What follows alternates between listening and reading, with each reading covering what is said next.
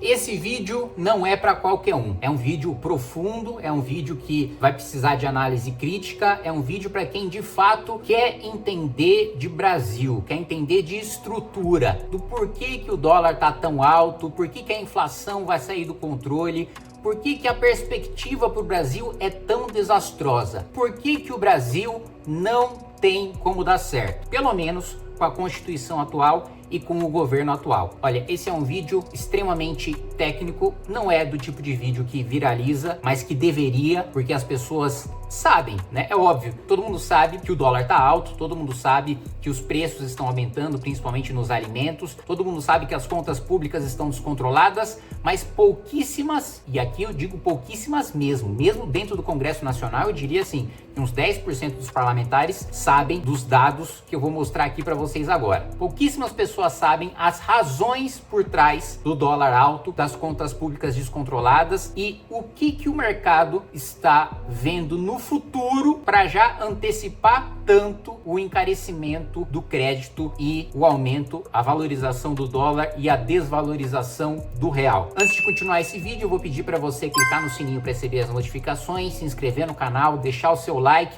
Lembrando também que nós estamos com o Clube do Livro para fundar a editora Valete. Você vai ter livros exclusivos e vai participar de um clube de debates, né, junto com vários membros, coordenadores do Movimento Brasil Livre, vai poder debater junto com a gente, saber o que nós estamos lendo, o que nós estamos escrevendo, os clássicos que nós estamos debatendo e poder ter o seu nome marcado como um dos fundadores dessa iniciativa. Se você quiser ser, basta você clicar aí no link que eu vou deixar na descrição do vídeo. Já aviso vocês, este é um vídeo cheio de informações, cheio de gráficos, então prepara aí o papel e a caneta, porque a gente vai mergulhar agora numa verdadeira aula de estrutura de Brasil. E eu devo essa aula a um dos consultores técnicos da Câmara dos Deputados, o Paulo Bijos, que fez essa apresentação e eu pincelei pontos principais dessa apresentação para compartilhar com vocês uma visão assim que mudou completamente a minha perspectiva de contas de Brasil, de estrutura de Brasil, e mostrou para mim que o problema é muito mais grave do que parece e vai para além do governo Lula. Vamos lá. Primeiro ponto, carga tributária. A carga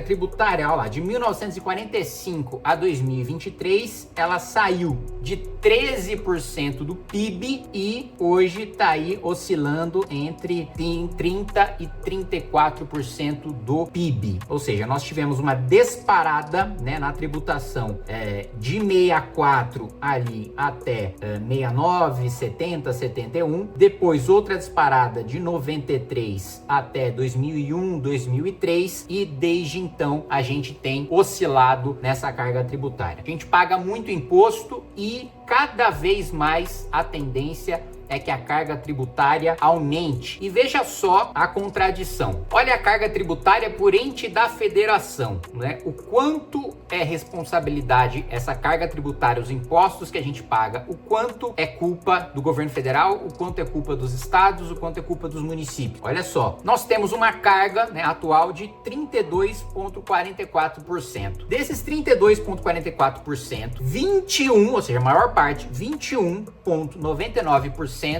diz respeito a tributos federais. Depois você soma mais 8,12% que são os estaduais e por fim soma 2,32% que são os municipais. Percebe que tá tudo invertido? Por quê? Quem mais presta serviço pro cidadão é o município. O município, ele é o responsável pela maior parte dos atendimentos de saúde, pela maior parte da educação, por boa parte da infraestrutura, maior parte da infraestrutura urbana, por boa parte do saneamento básico, e ele é o ente que menos arrecada. Depende de repasses dos estados e principalmente do governo federal, inclusive emendas parlamentares, e a gente sabe, 350, 400 parlamentares são do chamado centrão, são aqueles que se elegem com base em emendas, principalmente explorando essa deficiência estrutural do Brasil, que é o município não fica com os recursos que são produzidos lá, a maior parte vai para Brasília, outra parte, 8% ali, 8% é a carga tributária dos estados. Os estados são responsáveis ali ali no SUS pelo atendimento de média e alta complexidade, na educação pelo ensino médio, né? Responsável também tem algumas universidades, né? A gente tem o caso da USP aqui, por exemplo, em São Paulo, da Unicamp em Campinas.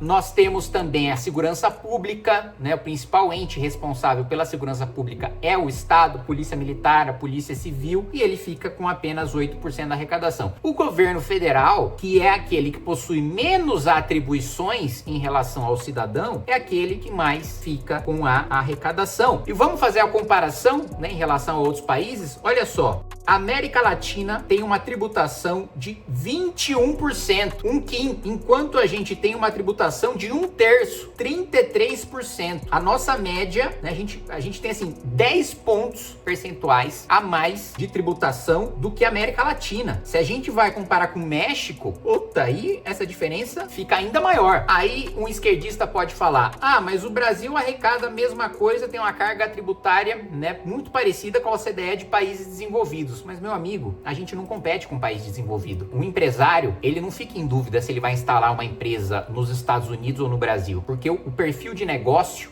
de uma empresa que vai se instalar num país desenvolvido é completamente diferente de uma empresa que vai se estabelecer num país em desenvolvimento. A gente está competindo com o México, a gente está competindo com a Colômbia, a gente está competindo com o Chile, com a Argentina, com o Uruguai, com o Paraguai, e todos esses países possuem carga tributária menor. Ou seja, uma perspectiva que leve em consideração apenas a carga tributária ou tem a carga tributária como um dos seus maiores quesitos, não vale a pena instalar uma empresa no Brasil. E nunca valerá a pena enquanto a gente tiver uma carga tributária maior do que os nossos vizinhos. Até a questão geográfica contribui nesse sentido. Orçamento engessado. Com a revogação da PEC do teto de gastos, que limitava os gastos do governo, e limitar os gastos do governo significa preservar o nosso bolso. Significa que o governo não pode gastar mais do que arrecada. Significa que o governo não pode pegar um cartão de crédito no nosso nome, no nosso CPF, e se endividar. E endividar os nossos filhos, os nossos netos, as futuras gerações. É isso que significa ter teto de gastos. E não significa, como as esquerdas sempre mentiam, que você não pode ter mais investimento,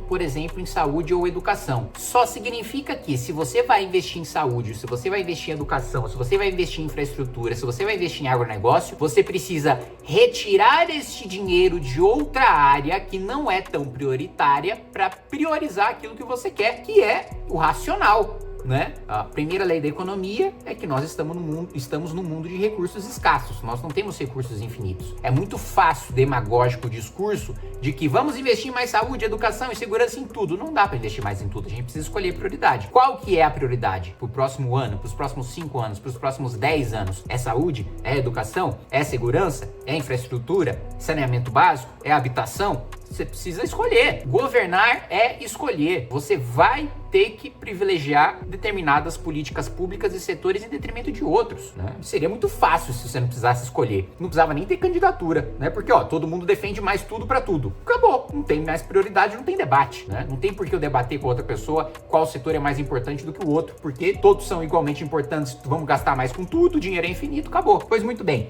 A revogação do teto de gastos trouxe de volta uma coisa bizarra, né? Que só existe no Brasil, que é vincular despesa à receita. O que isso significa? Necessariamente, obrigatoriamente, se o governo arrecadar mais, ele tem que gastar mais. Isso é bizarro. O governo ele não pode economizar, o governo não pode utilizar esse dinheiro para outra coisa, o governo não pode fazer investimentos em outro setor, o governo não pode pagar dívida, o governo não pode diminuir os impostos utilizando esse dinheiro, né, que foi de aumento de arrecadação, porque ele já está carimbado. Antes mesmo de você arrecadar, você já tem a obrigação de gastar, porque quanto mais você arrecada, mais você é obrigado a gastar. Essa foi uma regra que existia antes do teto. Acabou com o teto. Com a revogação do teto por parte do governo Lula, ela voltou a vigorar. E ela cria distorções. Veja só. Lei orçamentária de 2024. Se ela fosse corrigida pela inflação, né, a gente teria 157 bilhões de reais de gastos com a pasta da saúde. Como o gasto com a saúde passou a estar vinculado à receita corrente líquida, o quanto o governo arrecada, você teve um aumento de 60 bilhões de reais na pasta da saúde. E qual que é o problema nisso? Eu vou falar pouquinho, mas o SUS não é subfinanciado. Você não diz, quando você vai fiscalizar a emenda, que o SUS paga lá 1/20 do que de fato custa uma consulta, uma cirurgia, e por isso todos os hospitais públicos vivem endividados e os privados que atendem SUS usam o lucro dos convênios para pagar o déficit do SUS, que não é pago pelo poder público? Sim. O problema é que esse é um aumento tão grande de investimento na saúde que o Ministério sequer tem a capacidade de monitorar esses novos gastos. Tanto que esses novos gastos foram feitos e não houve melhora em nenhum dos principais indicadores da saúde. Você teve uma disparada grotesca no aumento das despesas com a saúde e isso não se reverteu em benefício com a população. E esse é um dos principais pontos desse vídeo. O aumento de gastos no Brasil não se transforma em maior benefício para a população. A educação ilustra isso muito bem. Olha só, durante o governo Bolsonaro foi aprovado o novo Fundeb. O novo Fundeb, ele prevê que a União, o governo federal, obrigatoriamente tem que aumentar os repasses para os estados e municípios financiarem a educação básica. Primeiro ponto, nós já gastamos com educação a proporção do PIB que países desenvolvidos gastam. O problema da educação do Brasil não é dinheiro. Esse é o primeiro ponto. Segundo ponto, com a verba carimbada, ela não é carimbada só para a União, ela é carimbada também para os estados e municípios. E o que acontece na prática? Muitos municípios, eles não precisam gastar mais com a educação, porque as escolas estão boas, os computadores estão bons, a estrutura da escola está boa, os salários estão compatíveis com a iniciativa privada, então não há razão para fazer mais investimento em educação. Mas se o prefeito não fizer, não gastar aquilo que a lei prevê, ele pode sofrer impeachment, a ação de improbidade, ser cassado. Então o que acontece? Cidades que não precisam mais gastar com educação e que gastariam, por exemplo, esse dinheiro com saúde, com saneamento básico, com outras coisas, fazem gastos inúteis com a educação para o prefeito não ser preso.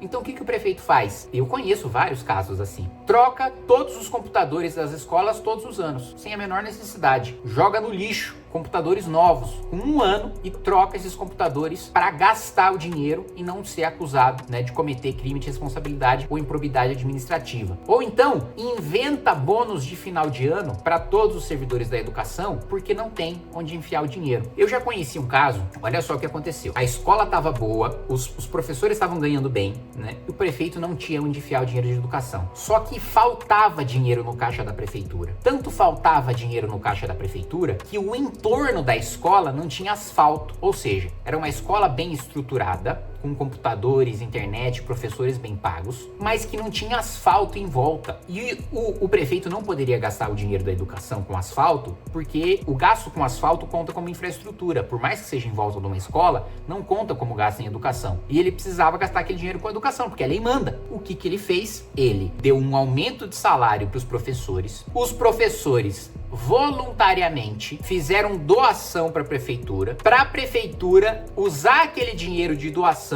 do aumento de salário dos professores para fazer o asfalto em volta da escola. Entendeu por que nenhum país desenvolvido do mundo carimba a verba desse jeito? Vincula a despesa com a educação ou a despesa com saúde à receita? Porque você não tem manobra de gestão. Não tem como você fazer o que é melhor para o cidadão, porque você precisa cumprir a lei, senão você vai ser preso. Você precisa ser ineficiente, senão você vai ser preso. Você entendeu o nível de bizarrice da legislação? E olha só, eu vou além. Olha só, 2020, a dotação 16 bi salta ali 2024 para 47 bi, mais do que dobra. Beleza, vamos pro slide 30. PISA, olha só o PISA. 2018, a gente tem um desempenho em matemática que piora. 2018 para 2022, a gente tem um desempenho em matemática que piora. 2018 para 2022, a gente tem um desempenho em leitura que piora. 2018 para 2022, a gente tem um desempenho em ciências que piora. Todos os indicadores de educação pioraram depois da gente aumentar o gasto. Por quê? Porque a gente não pode revisar a qualidade do gasto. Mais do que isso, olha essa matéria do Poder 360 e esse gráfico que a matéria traz. Apesar do gasto gasto, o desempenho piorou nos estados que aumentaram ali o investimento com educação. Então não é um problema só da União. Os próprios estados, mesmo aqueles que aumentam, muitos deles por força da Constituição, que os obriga, aumenta o gasto com educação, a qualidade piora. Mas vamos avançar. Outro problema da gente ter a vinculação da receita com a despesa com educação. Nos obriga a aumentar a despesa com educação. Mas o que acontece? O número de jovens no Brasil está despencando.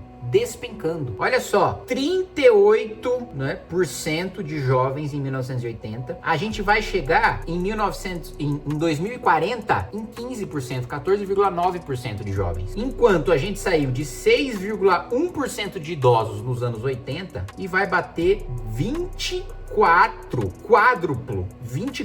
em 2040. 2030 tá aí. Daqui a 5 anos, o número de idosos vai superar o número de jovens. E a gente tem projeção prevista na Constituição de aumentar os gastos com educação. Sabe o que isso significa? Que num futuro breve, tô falando de 5 anos, isso sem falar nos próximos 10, 15, 20, em que a situação vai ficar muito mais grave. Escola parada, professor parado, estruturas inteiras gigantescas paradas e a gente sendo obrigado a pagar porque a gente não pode rever gasto. E veja só, olha como despenca a quantidade em milhões de jovens no Brasil. Olha só, dos anos 2000, a gente vai sair de 50 milhões de 0 a 14, se a gente subir o sarrafo de 0 a 17, vamos lá, 60 milhões vai cair para 30 milhões em 2070, pela metade. Olha como a demografia, ou seja, como a diminuição no número de jovens e o aumento no número de idosos vai fazer com que o número em bilhões impacte a questão. A gente vai ter que gastar cada vez menos com a educação, mas a Constituição proíbe, e cada vez mais com a saúde. Agora olha só, gasto público no Brasil. Se os nossos impostos já são muito maiores do que as economias emergentes, já são muito maiores do que a América Latina, olha o nosso gasto. Despesa total em porcentagem do PIB. Nosso gasto público, em comparação com o PIB, é de 45%. Economia emergente, mais de 10 pontos percentuais a menos. América Latina, mesma coisa, cerca de 10 pontos percentuais a menos. Economia avançada, a gente gasta mais do que país desenvolvido em gasto público. Aí, um dos países que puxa a média para cima é a Suécia, com 47,5% de gasto público. Com uma diferença fundamental. Suécia, Dinamarca, Noruega, países nórdicos que são conhecidos por ter altos gastos públicos com saúde e educação, não possuem a vinculação orçamentária que o Brasil possui, não possui o carimbo na verba. Os gastos são altos porque cada governo que entra no poder escolhe gastar e tem a liberdade para gastar. E tem a liberdade mais importante para revisar os gastos. Olha só, no Brasil, eu sou obrigado a gastar cada vez mais com saúde, cada vez mais com educação. Se a saúde não melhora, se a educação não melhora, eu estou proibido de rever aquele gasto, de cortar o gasto que não está funcionando, às vezes para criar um novo gasto na mesma pasta, na educação. Corto da educação para colocar em outro setor da educação, corto da saúde para colocar em outro setor da saúde. Ou seja, nós temos um nível de gasto público de Suécia com uma entrega de serviço público de Somália, porque nós somos proibidos de rever políticas públicas, somos proibidos de rever gasto. Eu não posso, se um programa social, saúde, de educação não está funcionando, eu não posso rever. Agora vocês entendem por que a taxa de juro é tão alta? Os petistas vão lá e vão falar: ah, mas o Japão tem uma dívida muito maior e um juro praticamente negativo, juro zero. Ah, mas os Estados Unidos tem uma dívida maior. Veja, todos esses países, quando quem empresta dinheiro para o governo, olha a curva de dívida desses países e a curva de gastos, quando eles olham para o futuro, todos esses países no futuro têm condições de pagar a sua dívida. Têm as condições de terem longos períodos de superávit. Não importa qual que é a situação do país agora. Não é isso que define o juro. É se no futuro quem empresta dinheiro para o governo consegue ver que o governo vai pagar. Se consegue, o juro é baixo. Se não consegue, se as coisas se mantiverem na trajetória em que estão, o governo vai dar calote, que é a situação que o Brasil está agora. O esquerdista fala: ah, mas não tem risco de calote. Que governo que dá calote? É só olhar a trajetória da dívida pública. Se não há como cortar gasto, se o limitador do arcabouço fiscal, que é uma piada, inflação mais 2,5% e 0,6%, mesmo quando o país afunda, eu sou obrigado a aumentar gasto, as pessoas olham para o arcabouço, olham para a trajetória da dívida com o arcabouço e falam, o Brasil não vai conseguir pagar. Olham a vinculação da despesa com educação, olham a vinculação da despesa com saúde e vejam, o Brasil não vai conseguir pagar. Se ele não vai conseguir pagar, eu vou emprestar, mas eu quero um prêmio alto, eu quero um juro alto para emprestar esse dinheiro, porque eu sei que o risco de não pagar no futuro é alto. Aí você pode me perguntar, frente a toda essa situação, Quinho, o que você está fazendo para resolver? Bom, eu apresentei uma PEC do equilíbrio fiscal no ano passado, já coletei 70 assinaturas, são necessárias 171 para a gente começar a tramitar na Comissão de Constituição e Justiça, mas eu tenho plena convicção de que essa PEC garantiria uma economia aí de 1 trilhão de reais, 1 trilhão e 100 bilhões de reais, assim, só até 2030, 2031, uma solução estrutural para o nosso país, assim, baixaria drasticamente a taxa de juros, garantiria um controle pleno e tranquilo da inflação, baixaria drasticamente o dólar. Mais do que isso, essa é uma medida tão estruturante que nós seríamos capazes de superar a Argentina agora, que tem feito cortes profundos na máquina pública e já tem visto os resultados na diminuição da inflação, na diminuição da dívida pública, na criação de superávit e na valorização da moeda. Com a aprovação da minha PEC, o real poderia valorizar mais do que, proporcionalmente, do que o peso argentino, considerando até que é mais difícil a nossa moeda valorizar proporcionalmente do que a moeda argentina, porque a moeda argentina já está muito desvalorizada há muito tempo, então proporcionalmente é mais fácil de se valorizar do que o real, mesmo sob o governo petista, mesmo na situação dramática que a gente vive hoje. Mas ainda assim, essa é uma PEC estruturante que garantiria estabilidade, equilíbrio nas contas públicas e ampla margem para a gente melhorar os serviços públicos, aumentar o investimento em infraestrutura e, portanto, a gente aumentar o investimento, a geração de emprego e de renda, melhorando a capacidade de escoamento de produção do Brasil, reduzindo o custo do Brasil, trazendo mais investimento externo. A gente poderia até falar, coisa que não se fala há pelo menos 70, 80 anos, em redução de carga tributária. Tamanha é a economia promovida por essas medidas e assim atrair mais negócios, e com redução de carga tributária e equilíbrio fiscal, atraindo mais negócios, a gente pode inclusive aumentar a arrecadação, não cobrando mais imposto, mas trazendo mais atividade econômica para o nosso país. Infelizmente, assim, a chance disso avançar no governo Lula é praticamente nula, mas essa PEC já está preparada para que um próximo governo, eu espero que seja um governo de direita, que assuma em 2027, vencendo as eleições de 2026, ela já está pronta para tramitação e para a gente dar essa solução estrutural e não só desfazer todo o desastre do governo Lula, mas ainda avançar algumas casas na estrutura de país que a gente quer. Esse é um trabalho sério, técnico. Eu quero aproveitar, eu citei no começo do vídeo que essa é uma apresentação do Paulo Bijos, que é um técnico qualificadíssimo da Câmara dos Deputados. Também tem o Ricardo Volpe, outro técnico, e tem também o Deison, que são 3 técnicos da Câmara que foram os responsáveis por desenhar o texto da PEC que eu apresentei, e o Paulo Bijos foi o responsável por trazer essa apresentação e nos mostrar essa preocupação. Esse é um trabalho sério, técnico, que assim, eu garanto para vocês, você não vai encontrar dentro ali da Câmara dos Deputados ninguém que entre nesse nível de profundidade e trate de problemas de Brasil dessa maneira como eu tô tratando. É uma coisa que pouquíssimos de vocês têm acesso, têm contato. Por quê? Porque hoje a economia de atenção das redes sociais é vídeo curto, treta, debate, meme, coisas engraçadas, um jogo que eu jogo porque preciso jogar. Afinal de contas, meus votos, e eu só tenho a capacidade de exercer um mandato, de ser um homem público, não porque eu compro voto, não porque eu me elejo com emenda, não porque eu colo no saco de Lula ou de Bolsonaro e surfo na popularidade deles para me eleger, mas porque eu tenho uma rede própria de comunicação de rede social. Então, eu preciso tanto fazer o debate técnico, sério e profundo de mudança de estrutura de país, porque é o que me proponho a fazer, é o legado que eu quero deixar, como também fazer a treta, o meme, a viralização de rede social, porque, afinal de contas, é o que a maior parte das pessoas tem contato. É isso, meus amigos. Se você chegou até aqui, parabéns. A gente precisa de mais pessoas como você.